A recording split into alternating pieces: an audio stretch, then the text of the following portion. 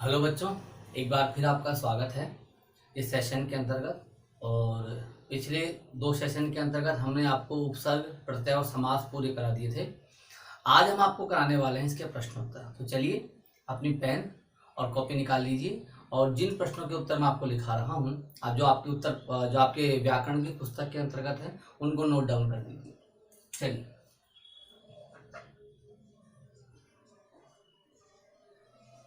प्रश्नोत्तर, प्रश्न क और प्रश्न क का पहला भाग ले लेते हैं। देखिए, सही विकल्प पर सही का चिन्ह लगाइए। देखते हैं, पहला प्रश्न है, जो शब्दांश किसी शब्द के आरंभ में लगाए जाते हैं, यानी कि वे शब्द के अंश जो किसी शब्द के आरंभ में लगते हैं क्या कहलाते हैं, बताया था। उपसर्ग। ठीक है, चलिए अगला चलते हैं।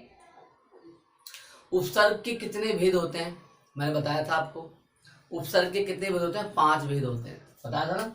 हिंदी के उपसर्ग, संस्कृत के उपसर्ग, अव्ययी उपसर्ग, हिंदी फारसी भाषा के, अरबी भाषा के उपसर्ग और अंग्रेजी के उपसर्ग। 5 होते हैं, 5 लिख देते हैं। नंबर 3, क्रिया की धातु में लगने वाला प्रत्यय क्या कहलाता है? 2 ही प्रत्यय हैं, कृत प्रत्यय और तद्धित प्रत्यय।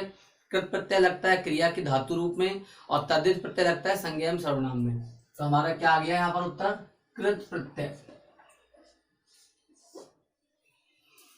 नंबर 4, तद्धित प्रत्यय लगाए जाते हैं, किस पे लगाए जाते हैं साहब? सर्वनाम में या विशेषण में? विशेषण में नहीं लगता, किसमें लगता है? संज्ञा सर्वनाम में लगता है। तो यहाँ पर उत्तर आ गया सर्वनाम।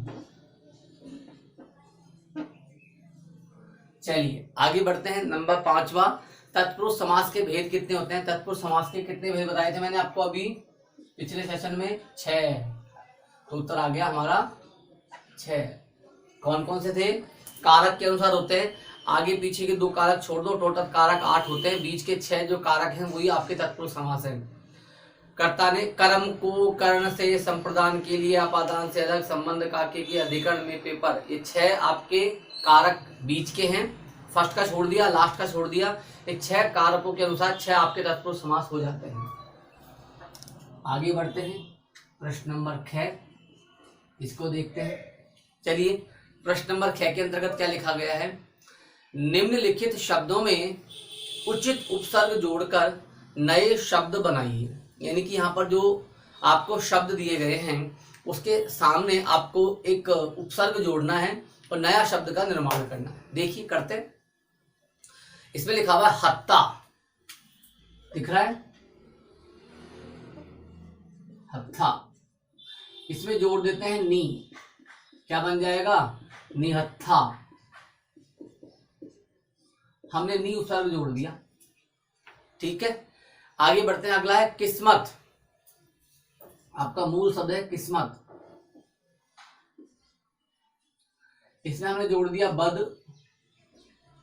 तो बन गया बद किस्मत।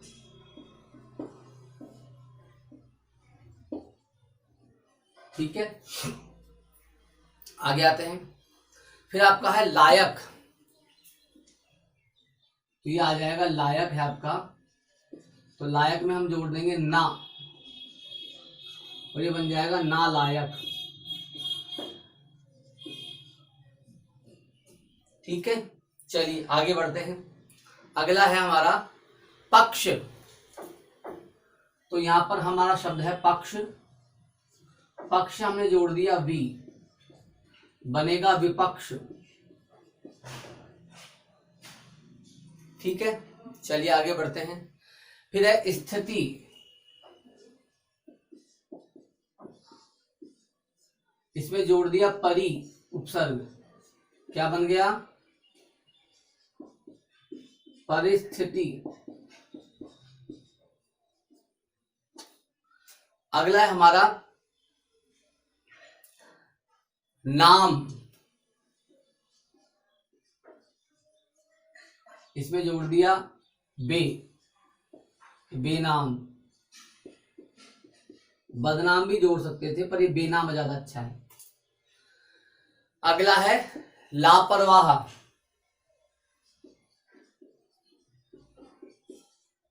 ये आपके लिए मैं सोचने के लिए छोड़ रहा हूं, आप सोचिएगा फिर मैं बताऊंगा इसका, ठीक है। अगला हमारा है कर्म, इसमें जोड़ दिया कु तो बन गया कुकर्म, सुकर्म भी जोड़ सकते हैं, सु भी जोड़ सकते हैं। अगला हमारा है अन्याय, सॉरी न्याय है, इसमें जोड़ेगा अ, बन गया अन्याय। अगला आइए, अगला हमारा है मूल्य, इसमें जोड़ दो ए, अमूल्य, जिसकी कोई कीमत नहीं होती। अगला है स्मरणीय,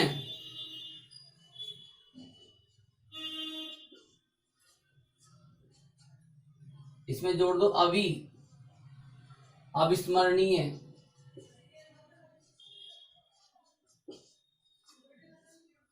चलिए आगे बढ़ते हैं, ये मैंने आपके लिए छोड़ रखा है। रूप, शब्द है रूप, इसमें जोड़ दो स्व, बन जाएगा स्वरूप। आगे देखिए, अगला है पाठी, सेप नहीं, कौन सा है, पाठी, पाठी में जोड़ दिया सह, बन गया सहपाठी। अगला ये तंत्र, ये भी आपके लिए छोड़ रहा हूं कुछ समय के लिए, फिर लिखवाऊंगा आपसे। अगला है खिला, इसमें जोड़ दिया अध, आधा खिला हुआ।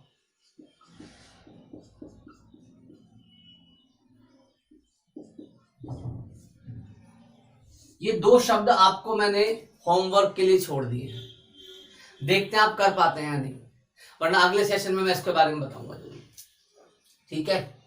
चलिए आगे बढ़ते हैं, प्रश्न नंबर, यहां तक ये पूरा हो गया हमारा। अब हम चलते हैं खंड प्रश्न खंड ग की तरफ। चलिए वो क्या कहता है, निम्नलिखित शब्दों में से मूल शब्द तथा प्रत्यय अलग अलग कीजिए, मूल शब्द को प्रत्यय से अलग करना है। चलिए खिलौना, पहला हमारा है खिलौना,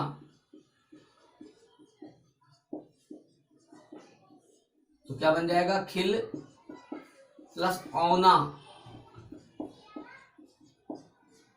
अगला आइए क्रोधी, क्रोधी क्या बनेगा, क्रोध प्लस बड़ी ई, क्रोधी। नंबर 3 दिल्ली वाला,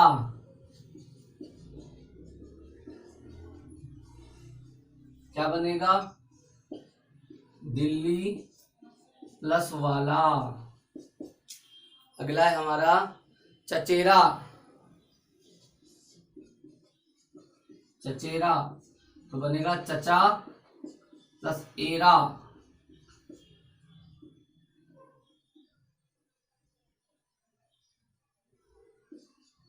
एरा। नंबर नेक्स्ट बिकाऊ, बिक, बिकाऊ ना,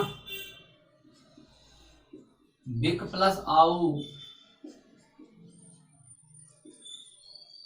और लास्ट के 6 और 7 आपके होमवर्क के लिए छोड़ रहा हूं। पहला शब्द है, चलिए लिख देता हूं, लास्ट का छोड़ूंगा, मानवता, मानव प्लस ता, और 7वां है सुंदरता, ये सीधे हैं, चलो अगला का भी छोड़ेंगे, सुंदर प्लस ता, ये तो आप कर लोगे, सुंदर प्लस ता, और अंतिम 8 आपका है चिकनाहट, चिकनाहट, चिकना प्लस आहट। चलिए ये हमारा हो जाता है खंड ग। अब हम चलते हैं खंड घ की तरफ। तो खंड घ प्रारंभ करने से पहले थोड़ा सा इसको मिटा देता हूँ। यदि आपने नहीं लिखा है तो वीडियो को कुछ समय के लिए पॉज कर लीजिए, फिर आगे बढ़ जाइए।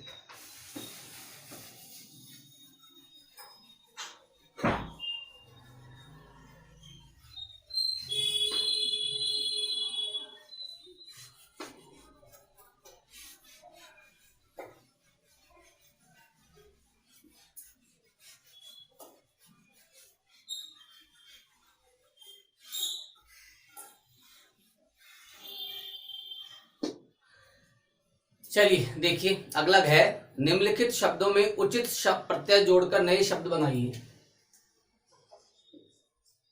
तो इसमें प्रत्यय जोड़ करके नए शब्द बनाने हैं। पहला है हमारा मिल।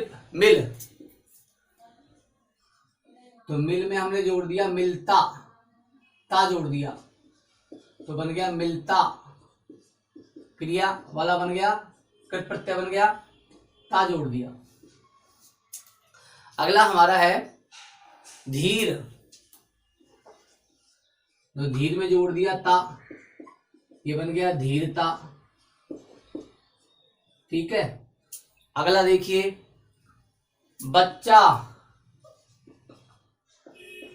प्लस पन, बच्चापन। अगला देखिए गरम, आहट जोड़ दिया, क्या बन गया गर्माहट। अगला देखिए श्री, श्री में जोड़ दिया या, क्या बना श्रीया। अगला है खट्टा, खट्टा में जोड़ दिया पन, क्या बन गया खट्टापन।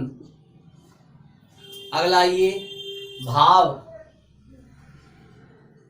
भाव में जोड़ दिया ना, क्या बन गया भावना। अगला फल, फल में जोड़ दिया वाला, फल वाला। चलिए अगला ये अंग्य वाला प्रश्न।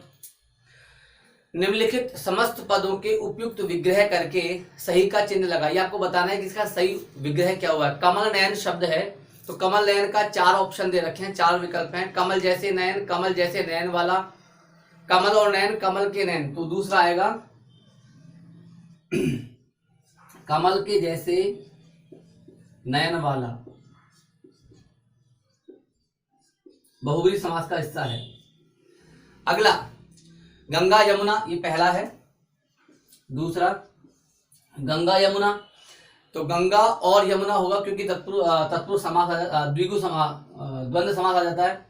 तो क्या हो गया गंगा और, क्योंकि दोनों पद प्रधान है यमुना। अगला देखिए नंबर 3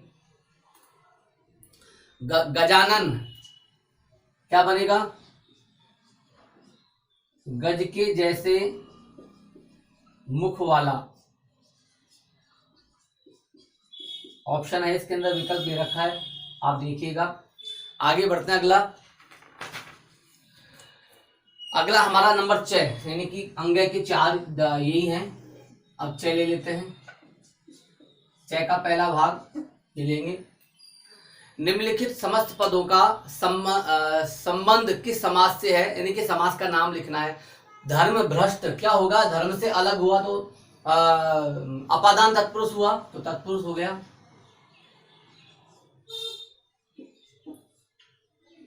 दूसरा आपका है दिन रात, दोनों पद प्रधान है, द्वंद्व समास होगा। तीसरा दशमुख, दशमुख किसके होते हैं रावण के, तो कौन सा हो गया तीसरा पद निकल गया, तो बहुब्रीहि। चौथा ये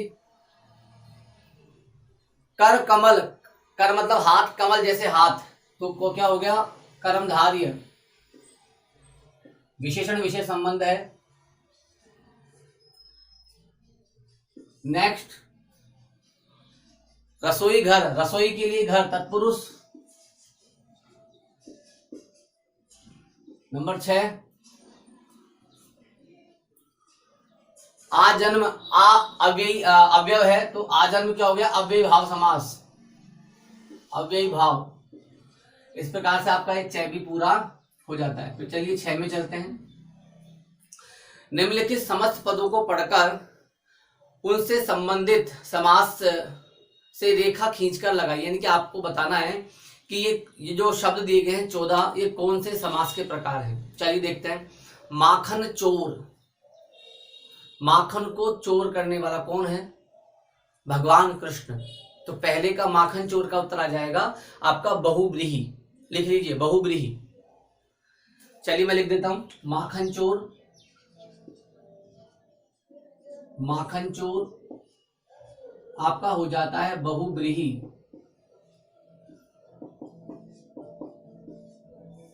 दूसरा, यथा विधि, यथा विधि।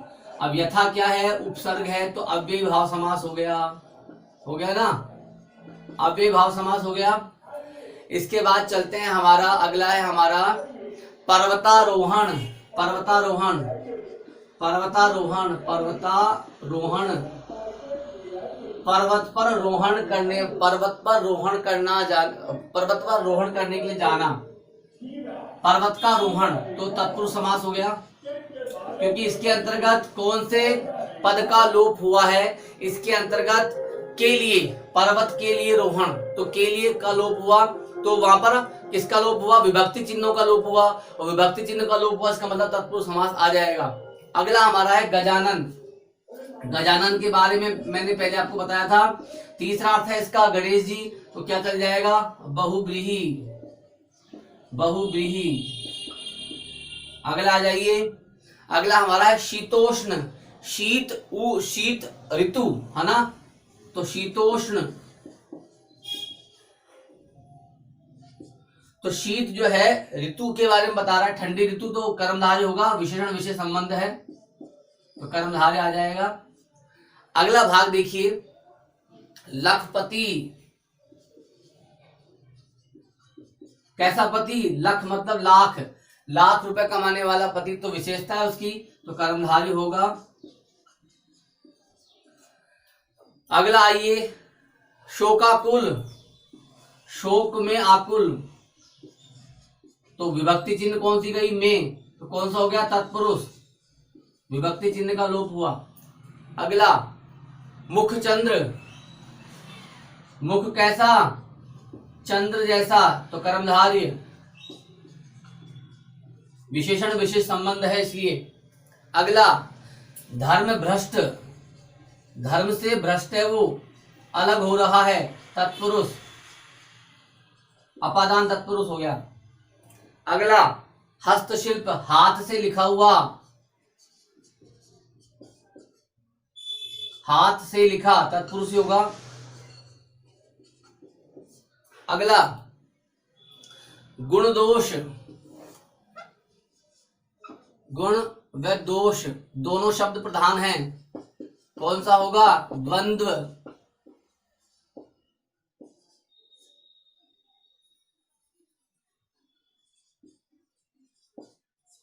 अगला शरणागत, शरण को आगत, शरण में आया हुआ, तो तत्पुरुष हो गया। अगला हवन सामग्री, हवन के लिए सामग्री, क्या बना? तत्पुरुष। अगला प्रतिदिन, प्रति शब्द क्या है? अव्यय है, तो क्या बन जाएगा? अव्ययी भाव समास।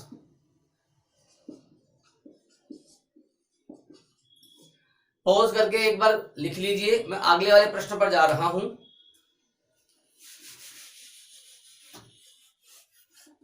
अंतिम प्रश्न आपका, वो प्रश्न भी कर लेते हैं।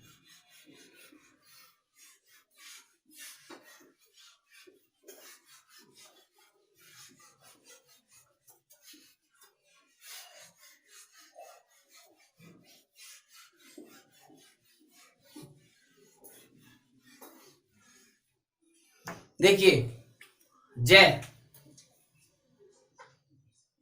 पहला प्रश्न क्या है, उपसर्ग से आप क्या समझते हैं? पहला प्रश्न है वे शब्दांश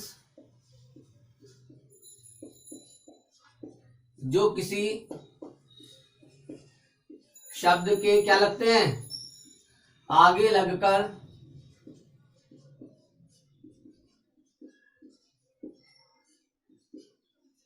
नए शब्द का निर्माण करते हैं।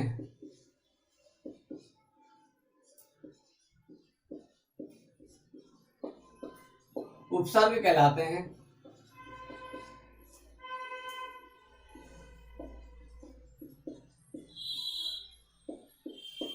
जैसे स्व प्लस आगत,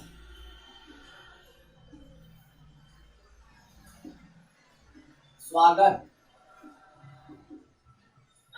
एक और ले लीजिए, सु प्लस व्यवस्था, सुव्यवस्था। ये आपका प्रश्न पूरा होता है।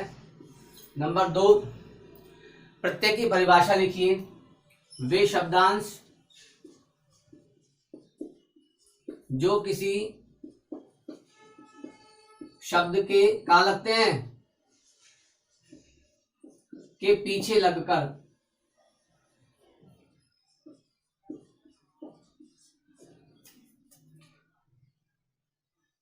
पीछे लगकर नए शब्द का निर्माण करते हैं।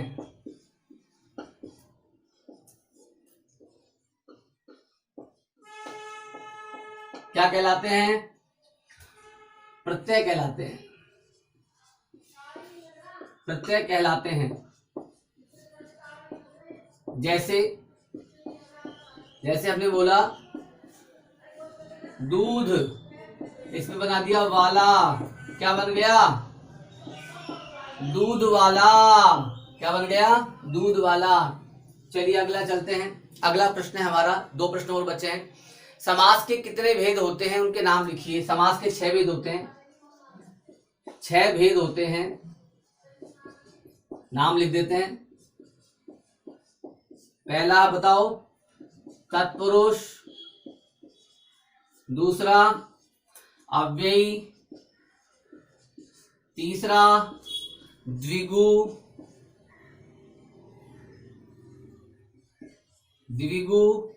चौथा द्वंद्व। 5वां कर्मधार्य। और छठा क्या है? बहुव्रीहि। चलिए अगला प्रश्न ले लेते हैं। अगला प्रश्न हमारा अंतिम प्रश्न, समस्त पद और समास विग्रह के 2 उदाहरण लिखिए। समस्त पद और समास विग्रह। समस्त पद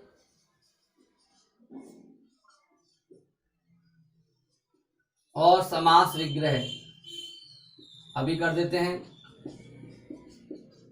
समस्त पद में हो गया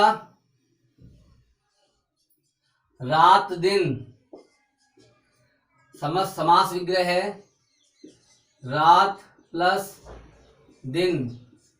एक और ले लेते हैं, राजपुत्र। राज प्लस पुत्र। चलिए, तो इस प्रकार से समस्त पद और समास विग्रह भी हो गया। चलिए, इस सेशन के अंतर्गत हमने सभी प्रश्नों के उत्तर ले लिए हैं। अब हम आपसे मिलते हैं अगले सेशन में और वहां पर हम आपको पढ़ाएंगे शब्द भंडार। तब तक के लिए धन्यवाद।